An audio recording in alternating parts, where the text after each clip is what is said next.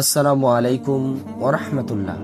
কবরের আজাব সম্পর্কে নাম্বার 3 পেশ করব ইনশাআল্লাহুল আজিজ। আব্দুল্লাহ ইবনে ওমর রাদিয়াল্লাহু আনহু বলেন, রাসূল সাল্লাল্লাহু আলাইহি সাল্লাম বলেছেন, যখন তোমাদের মধ্যে কোনো ব্যক্তি মারা যায় তখন তার স্থানটি সকাল সন্ধ্যায় তার সামনে পেশ করা হয়।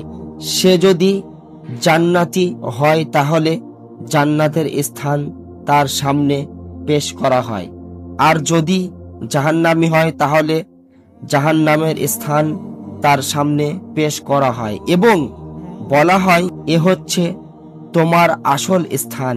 কিয়ামতের দিন আল্লাহ তাআলা তোমাদেরকে এখানেই পাঠাবে। অত্র হাদিসে বলা হয়েছে, প্রতিদিন সকাল সন্ধ্যায় কবরবাসীর সামনে জাহান্নাম বা জান্নাত পেশ করা হয় এবং বলা হয়, এটাই তোমার আসল স্থান।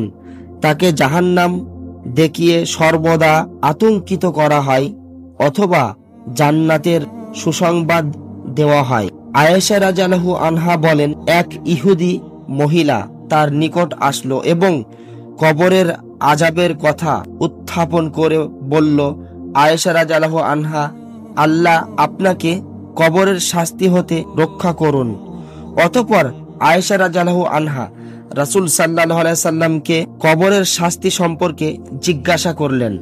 রাসূল সাল্লাল্লাহু আলাইহি সাল্লাম বললেন, হ্যাঁ, কবরের শাস্তি সত্য। আয়েশা রাদিয়াল্লাহু আনহা বললেন, তারপর হতে আমি রাসূল সাল্লাল্লাহু আলাইহি সাল্লামকে যখনই সালাত আদায় করতে দেখেছি তখনই তাকে কবরের আযাব হতে পরিত্রাণ চাইতে দেখেছি। অত্র হাদিস দ্বারা প্রমাণিত হয় যে কবরের শাস্তি চূড়ান্ত সত্য। নবী করিম সাল্লাল্লাহু আলাইহি সাল্লাম যখনই সালাত আদায় করতেন তখনই কবরের আযাব হতে পরিত্রাণ চাইতেন।